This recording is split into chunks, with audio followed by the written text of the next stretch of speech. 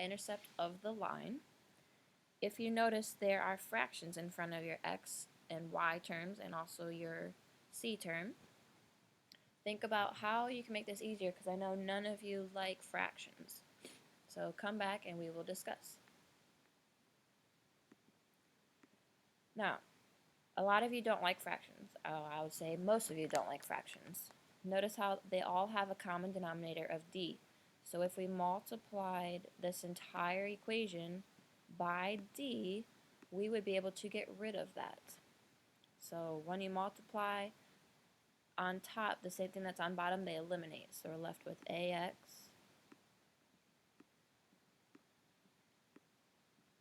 plus by equals c. And then if we have to find the slope and y-intercept of the line, that means we have to solve this equation out for y.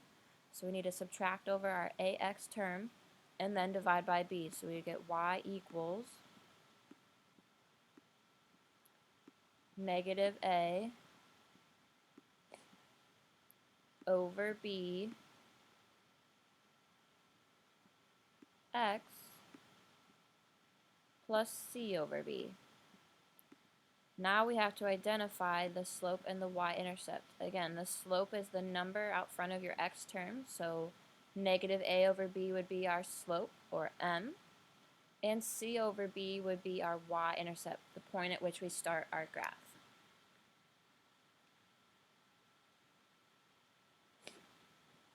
So we're moving on to 2.4, more about linear equations. By the end of this lesson, you'll be able to write an equation of a line given its slope and a point on the line. A couple of definitions that we need to know is point-slope form. If you notice, we have subscripts, y1 and x1.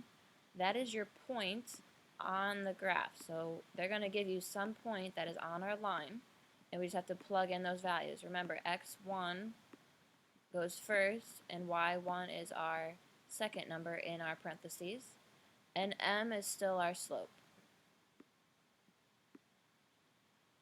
Next, 13, standard form of a linear equation, ax plus by equal to c. If you remember from our Bell problem, when we multiplied everything by d, this is what we are left with. So this is the standard form of a line. Your x term must be positive, and none of our terms can have fractions. For 15, parallel lines, slopes must be equal. So if we have the slope of our first line, say it is 2, the slope of our second line must also be 2. And then perpendicular lines, the slopes are negative reciprocals of each other. So let's say I started with m equals, first slope of our line is 1/2. Negative means if the first one is positive, our second one will be negative. So since 1/2 is positive, our next one will be negative. And reciprocal means you flip it. You flip top to bottom. So 2, now we come on top. So the slopes of 1/2 and -2 are called negative reciprocals of each other, and they will form perpendicular lines. First example, we have to write an equation of a line that passes through 5, 4 and has a slope of -3. So if we look, this point on our line will be our x1, y1. And the slope is always represented with m, and we're going to plug this into our point-slope form because we are given a point and the slope. Remember that form is y minus y1 equals m parentheses x minus x1. Now all we have to do is plug in what we know.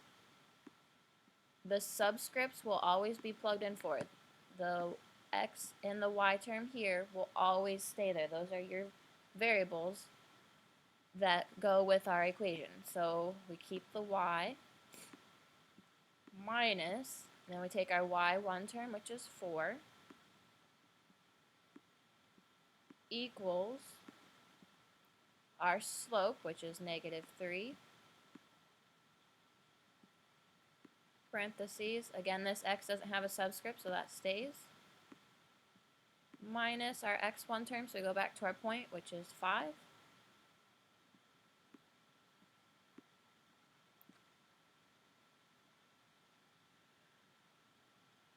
And then we have to solve this out for y.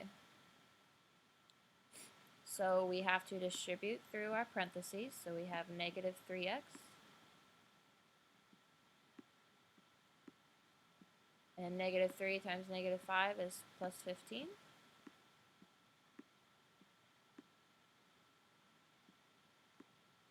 And that is equal to our y minus 4. From here it becomes easy. All we have to do is get y by itself, so we have to add 4 to both sides. Now you can't add 4 to our negative 3x term because it has an x, so our final answer is y equals negative 3x plus 19.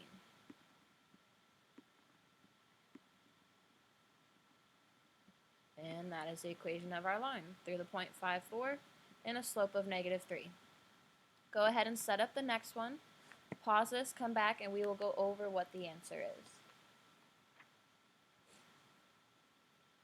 Once you plug in, this is your x1 term, your y1 term, and your slope into our equation here, and solve it out for y, we should get y equals negative 3x plus 20.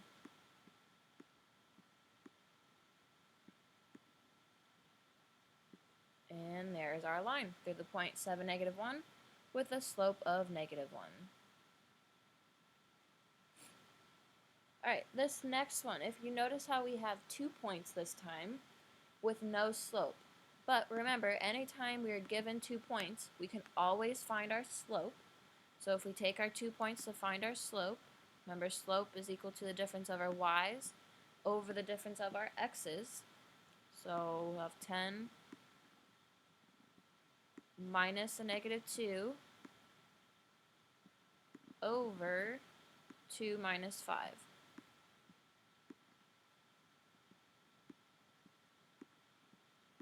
So we will have 12 on top, because 10 minus negative 2 becomes positive, and 2 minus 5 is negative 3, which reduces to negative 4.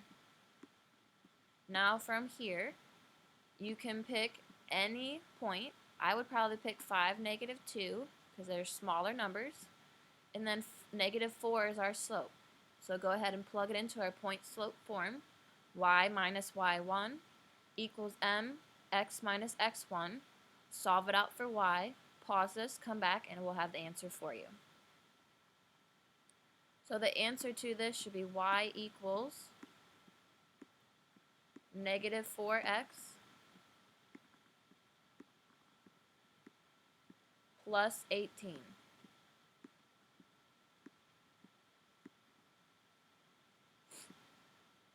And that is our equation through the line that passes through both these points. And after we knew we passed through those 2 points, we could find the slope of negative 4. So you can do the same thing for this next equation. First, you have the 2 points, so you have to find your slope first, plug it into our equation, and solve for y. And you should get y equals 7/5 x plus 7.